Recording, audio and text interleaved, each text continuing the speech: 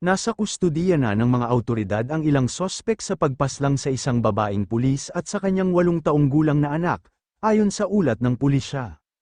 Ang mga biktima ay kinilalang sina Police Senior Master Sergeant Diane Marie Molinido at ang kanyang anak na si John Ishmael.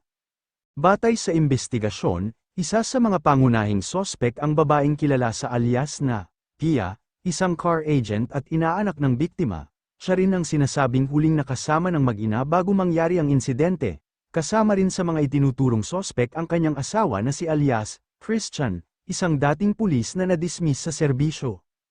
Isang lalaki na si alias Hill, ang nagsalita sa mga awtoridad at nagbigay ng salaysay hinggil sa mga pangyayari. Ayon sa kanya, gabi ng ika-16 ng Enero nang ipatawag umano siya ni Pia sa kanilang bahay sa Novaliches, Quezon City. Pagdating niya roon, malakas umano ang tugtog ng musika at nakarinig siya ng mga putok ng baril. Sa kanyang pahayag, sinabi niyang nakita niya ang isang babae na nakabulagta sa loob ng bahay at pinagbantaan umano siya na huwag magsasalita. Dahil sa takot, hindi raw siya agad nakapagsumbong sa mga awtoridad. Kalaunan, inusig umano ng kanyang konsensya si alias Hill kaya nagpasya siyang magsalita matapos siyang maaresto nitong nakaraang linggo. Samantala, nananatiling walang pahayag ang mag-asawang Pia at Christian ukol sa mga alegasyon laban sa kanila. Ayon pa sa imbestigasyon, nagtungo si Diane sa bahay ni Pia upang ipabenta ang kanyang AUV. Ang perang makukuha umano rito ay gagamitin bilang bayad sa halagang 550,000 piso na nauna niyang ibinigay para sa pagbili ng isang bagong SUV. Ngunit matapos umano ang bentahan, wala raw na ipakitang bagong sasakyan, dahilan upang magkaroon ng pagtatalo sa pagitan ng biktima at ng sospek sa loob ng bahay. Ang detalyeng ito ay tumutugma sa ulat ng pulisya hinggil sa naganap na kaguluhan. Itinuro naman ni Pia ang dating asawa ng biktima bilang umano'y nasa likod ng krimen, subalit mariin itong itinanggi ng kanyang kampo at sinabing wala siyang kinalaman sa insidente.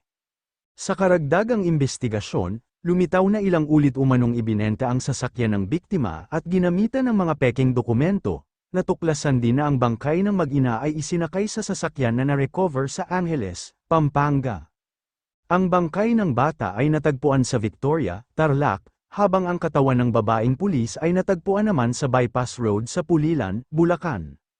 Batay sa pulisya, isa sa mga tinitingnang motibo ay ang pagkakasangkot ng mga sospek sa patong-patong na utang kaugnay ng bentahan ng sasakyan. Sa kasalukuyan, naisampa na ang mga kasong homicide at carnapping laban sa 4 na sospek. May isa pang babaeng naaresto na sinasabing nasa loob ng bahay nang mangyari ang insidente at umano'y tumulong sa paglilinis ng lugar. Patuloy ang investigasyon ng mga awtoridad habang hinihintay ang karagdagang pahayag ng iba pang sangkot sa kaso. Hindi ko kilalang babae na nasa loob po, na nakaganon po.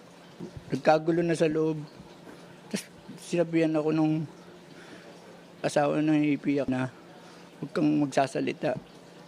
Ikaw ang isusunod ko. Kaya napilitan po kung hindi na lang talaga tumulong hanggang napakasakit po. Nakita ko na lang yung nangyari, binabalot na nila. Doon yung bata, buhat-buhat na ng mag-asawa, nilagay dun sa bodega.